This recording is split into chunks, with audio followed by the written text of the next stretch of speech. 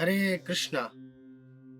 श्रावण पूर्णिमा को सभी वैष्णवजन श्री बलराम जी का आविर्भाव दिवस बहुत ही हर्षोल्लास के साथ मनाते हैं। तो आइए आज जानते हैं कि बलराम जी कौन है, उनकी क्या लीलाएं हैं और वो कैसे इस धराधाम पर अवतरित होते हैं। ये बलराम जी आदि गोलोक वृंदावन धाम, जो कि आध्यात्मिक जगत का सबसे उच्च ग्रह है, वहां पर श्री भगवान कृष्ण के बड़े भाई बलराम के रूप में हमेशा भगवान की सेवा करते हैं। जब राम जी आते हैं तो यही बलराम जी लक्ष्मण जी के रूप में आके भगवान की सेवा करते हैं। जब कृष्ण भगवान आते हैं तो उनके बड़े भाई श्री बलराम के रूप में आके उनकी सेवा करते हैं। और जब कलयुग आता है और इस कलयुग में युग धर्म का प्रचार करने के लिए श्री चैतन्य महाप्रभु का अवतरण होता है, तो उनकी लीलाओं में सहयोग देने के लिए, आनंद बढ़ाने के लिए वही बलराम जी श्री नित्यानंद प्रभु के रूप में अवतरित होते हैं। ये बलराम जी भगवान के बड़े भाई, मित्र, पिता एवं भगवान के अनेक आभूषण, वस्त्र इत्यादि रूप में भगवान की सेवा देते हैं। आध्यात्मिक जगत में सब कुछ आध्यात्मिक होता है और आध्यात्मिक बल के स्रोत श्री आदि गुरु बलराम जी ही हैं।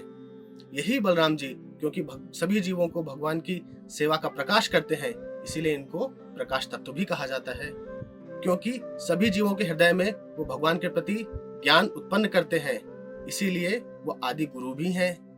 तो आइए जानते हैं कि ऐसे आदि गुरु श्री बलराम जी का आविर्भाव इस धराधाम पर कैसे होता है। बात है द्वापर युग के अंत समय की। उस समय पूरी पृथ्वी सभी राक्षसों से भर गई थी। जनरली हम देखते हैं कि राक्षस जो है बहुत ही विभत्स रूप लेकर प्रकट होते हैं, लेकिन द्वापर के अंत समय वे सभी राक्षस मनुष्य रूप में, राजाओं के रूप में प्रकट होने लग गए। और राजाओं के रूप में जो उनका कर्तव्य था कि प्रजा की रक्षा करें, धर्म की रक्षा करें, उसको त्याग करके वे साधु जनों पे, अपने प्रजाजनों पे बहुत ही भीषण अत्याचार करने लग गए।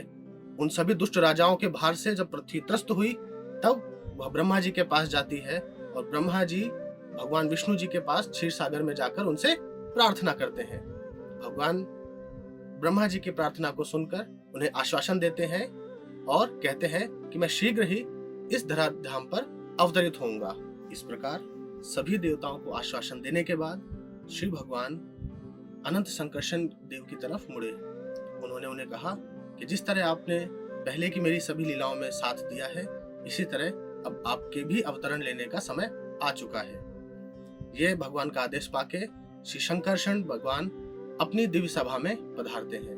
वहां पे सभी तरह के नाग, किन्नर, ऋषि, मुनि, गंधर्व, दैत्य आदि उनका स्वागत करते हैं। इतने में ही देखते देखते वहां पे अनेक अनेक वैकुंठ से अनंत संकर्षण भगवान के अनेक अनेक जो स्वरूप हैं वो आते हैं और संकर्षण जी की स्तुति करके उनके शरीर में विलीन होने लगते हैं। जैसे रमा वैकुंठ से श्री अनंत शेष आए, जिन्होंने अपने स्वर्ण जटित मुकुटों से युक्त 1000 सरों से श्री संकर्षण जी की स्तुति की, उन्हें प्रणाम किया एवं उनके शरीर में विलीन हो गए। इसी तरह अजीत वैकुंठ से श्री अनंत भगवान आए और वो भी श्री संकर्षण देव की स्तुति करके उनके शरीर में विलीन हो जाते हैं। इसी तरह इलावर्त वर्ष और पाताल के 32,000 योजन नीचे रहने वाले श्री अनंत भगवान, जो इस समस्त भूमंडल का भार अपने सरों पर एक सरसों के दाने के समान ग्रहण करते हैं, वो आते हैं और वह भी अनंत भगवान संकर्षण की स्तुति करके उनके शरीर में लीन हो जाते हैं। ये क्यों हुआ? ये इसलिए हुआ कि जब भी भगवान आते हैं तो अपने अनंत स्वरूपों के साथ यहाँ पर अवतार लेते हैं। जैसे कि श्रीमद् भागवत में बताया गया है, कृष्णा वर्णम तिशा अकृष्णम सांगो पांगास्त्र पार्षदम यज्ञ संकीर्तन प्राय यजंती ही सुमेधसा। इसी श्लोक से हमें एक इशारा मिलता है कि जब भगवान आते हैं तो अपने सभी पार्षदों के साथ, अपने सभी स्वरूपों के साथ यहाँ पे अवतार लेते हैं। और क्योंकि अब तो स्वयं श्री बलराम जी ही आ रहे हैं, इसीलिए उन्हीं बलराम जी के जो अनेक विस्तार अनंत रूप में, अनंत शेष के रूप में भगवान की सेवा कर रहे हैं, वह भी भगवान के शरीर में विलीन होकर उनके साथ ही इस धराधाम पर भगवान श्री कृष्ण की लीलाओं में सम्मिलित होने के लिए पधारते हैं। जब भगवान श्री अनंत शेष के सभी स्वरूप श्री संकर्षण जी के शरीर में विलीन हो जाते हैं, उसके बाद वहां पे उपस्थित सभी ऋषि मुनियों, देवों, गंधर्वों आदि को आदेश देते हुए कहते हैं कि अब मैं अवतार लेने जा रहा हूँ, अतः आप भी अपने अपने अवतार लेकर मेरी सेवा करें। इतना आदेश देने के बाद भगवान अपने प्रिय अस्त्र हल एवं मूसल को याद करते हैं। उसके साथ ही ताल ध्वजा रथ, जो भगवान बलराम जी का रथ है, वह प्रकट होता है और भगवान बलराम जी उसके सारथी सुमति को कहते हैं कि जब भी मैं युद्ध की अभिलाषा रख के आप सभी का स्मरण करूं तो हे हल, मूसल एवं सुमति, तुम मेरा रथ लेकर उसी समय उपस्थित हो जाना। ऐसा कह के श्री बलराम जी अवतार लेने के लिए देवकी मैया के 7वें गर्भ के रूप में उनके गर्भ में प्रवेश करते हैं। भारतवर्ष की मथुरा नगरी में उस समय दुष्ट राजा कंस का शासन था। उसने अपनी बहन देवकी के 6 पुत्रों की निर्मम हत्या कर दी थी और उन्हीं देवकी माता के गर्भ में श्री बलराम जी ने 7वें गर्भ के रूप में आश्रय लिया। अब क्योंकि कंस का भय है, वसुदेव जी देवकी जी बहुत ही भयाक्रांत थे, लेकिन जैसे ही श्री बलराम जी उनके गर्भ में प्रविष्ट होते हैं, उनकी दिव्य उपस्थिति को अनुभव करके वसुदेव जी एवं देवकी दोनों ही कंस के भय से मुक्त हो जाते हैं। वह समझ जाते हैं कि श्री विष्णु भगवान के अवतार ने उनके गर्भ में आश्रय ले लिया है।